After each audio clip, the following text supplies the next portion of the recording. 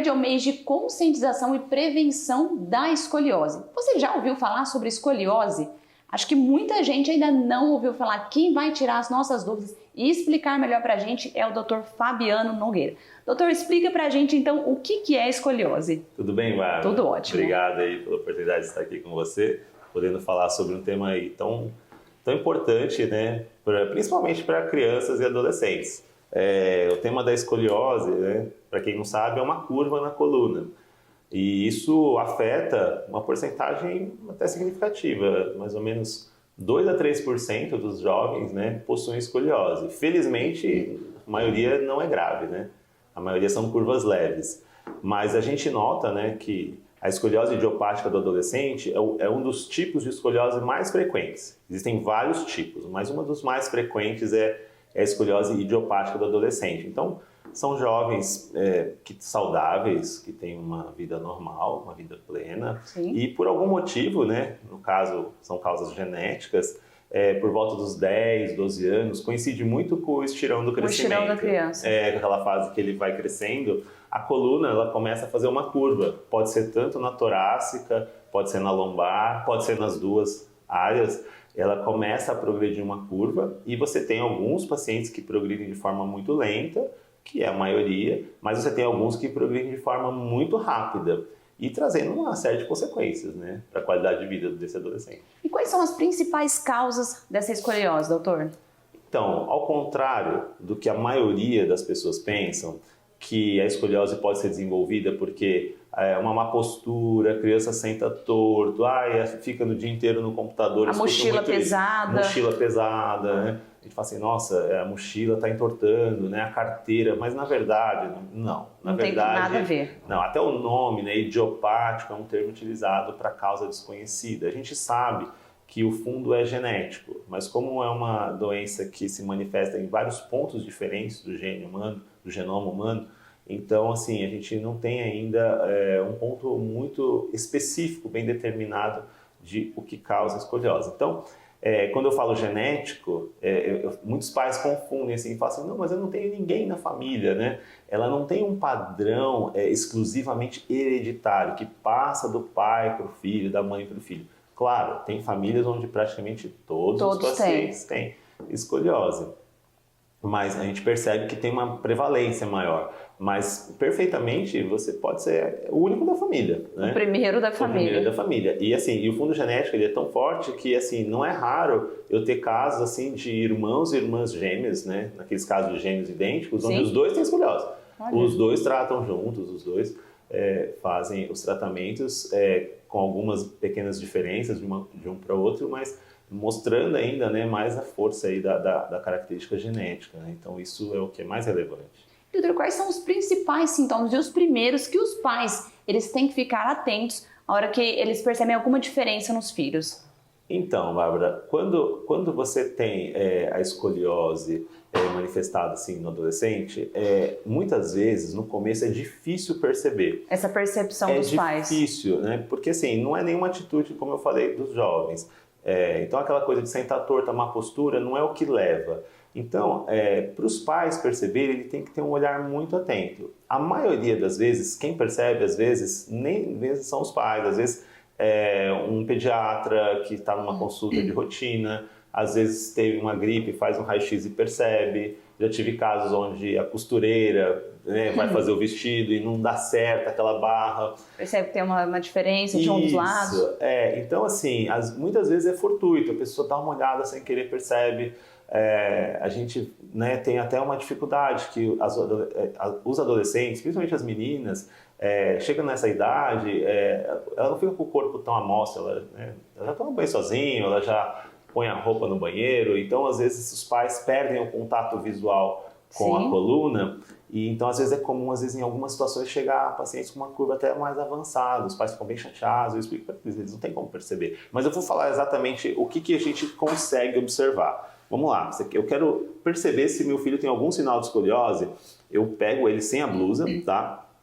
Eu coloco ele de costas e de pé, E a uma distância de mais ou menos 1,5 m, eu vou de cima para baixo observando. Eu começo olhando a altura dos ombros. Eu vou ver se tem um ombro mais alto e um outro mais baixo. Mais elevado. Depois eu desço um pouquinho na escápula, né? Omoplata, antigamente falavam. Um lado um pouco mais alto e às vezes assimétrico. Mais alto e um pouco mais elevado. Depois eu vou descendo, eu olho para a cintura e vejo que um lado é um pouquinho mais retificado e um outro lado é mais desenhadinho, mais curvado. E eu olho para a própria coluna. Se o paciente assim for bem magrinho, você consegue perceber a curva na coluna. Mas não acabou. Isso é para ver a lateralização. Mas muitas vezes a escoliose, a vértebra, ela faz uma rotação. Então o que você faz? Você pede para o adolescente ficar de frente, o pré-adolescente no caso, e pede para ele abaixar, para ele se curvar e ficar mais ou menos assim, horizontal, com a coluna de forma horizontalizada, e você abaixa e olha. Quando você abaixar e olhar, você vai ver que às vezes um lado é mais alto. Mais elevado que o outro. Que a gente chama aquilo de giba. Então, quando a gente percebe que tem uma giba torácico-lombar, o que você deve fazer? O ideal é procurar um especialista em coluna. Claro. Esse é o ideal. E se você não tem isso muito fácil, muito acessível, você pode procurar um pediatra, alguém que possa te referenciar.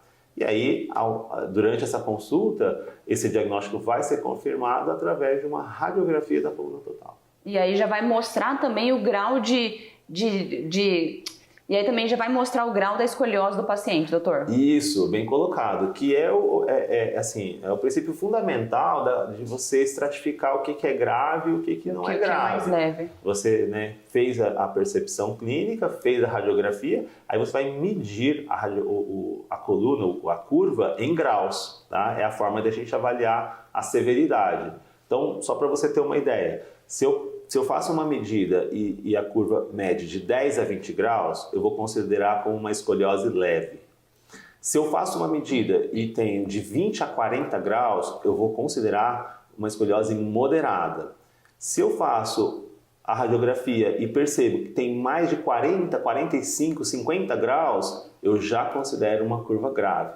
Tá? Isso é fundamental porque é a partir dessa angulação que você define os tratamentos. Para ver como que vai ser a partir daí, então. Exato. Então eu falo, a escoliose, ela é muito mais uma doença de detecção precoce do que a gente conseguir fazer alguma coisa que possa evitá-la de acontecer. Sim. Se é genético, muitas vezes você não tem como evitar que ela aconteça. Mas você pode ter essa prevenção precocemente também. Isso, e aí você consegue fazer tratamentos menos agressivos, que é um dos motivos da campanha do Junho Verde, que é uma campanha internacional, onde ela foca justamente nisso, em ensinar a população que existe essa doença, que as pessoas devem fazer a observação clínica, que pode ser pelos próprios pais, ou os médicos que cuidam desse jovem, e tentar fazer o tratamento precoce, tentando desviar do caminho cirúrgico, que são cirurgias bastante complexas. E o colete é uma das possibilidades, doutor? Exatamente. O colete, ele deve ser analisado caso a caso.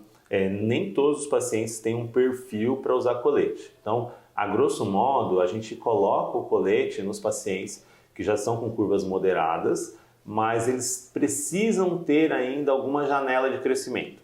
Eles têm que estar numa fase de crescimento. Eu não vou conseguir algum resultado em colocar um colete num jovem de 18 anos, de 20 anos. Que já é um adulto, já praticamente. Já cresceu, já terminou o fechamento das cartilagens de crescimento, praticamente. Então, quando eu pego um jovem nessa fase moderada e que ainda tem potencial de crescimento, ou seja, a gente percebe isso examinando o paciente, conversando, tirando a história, vendo alguns sinais radiográficos que nos dá aquela radiografia da idade óssea. Sim. A gente vê alguns sinais ali na bacia que indica se esse paciente tem potencial de crescimento. É uma curva, vamos pôr o colete. Porque aí o colete ele vai segurar aquela coluna, ele vai orientar o crescimento daquela coluna durante essa fase de estirão, evitando que ela chegue no...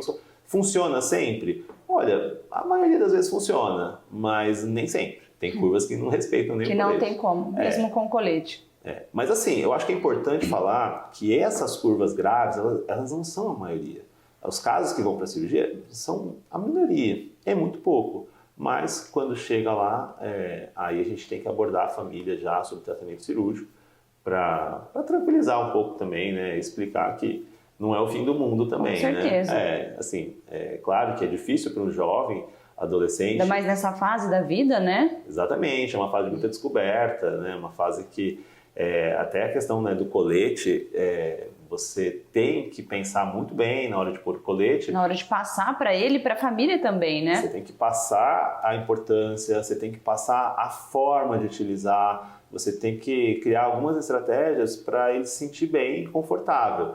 E a gente tem que falar até sobre coisas do dia a dia. Como que é para ir no banheiro, como é que faz para ir na escola, eu cubro o meu colete ou eu mostro o meu colete? Eu deixo a mostra ou deixo escondido? Eu vou para a escola? Eu não vou? Então, a gente... né, até porque ele vai passar praticamente 24 horas do dia com o colete, né? É o ideal. A gente recomenda, né, de 21 a 23 horas. Ou seja, ele só tira para fazer uma atividade física, um exercício. Às vezes a gente libera aí para ir no cinema, aí 1 hora, Rapidinho. 2 horas, mas praticamente são 2 a 3 anos aí por 21 horas mínimo, né? Obrigada, doutor, por esclarecer as dúvidas pra gente. Ok, foi um prazer.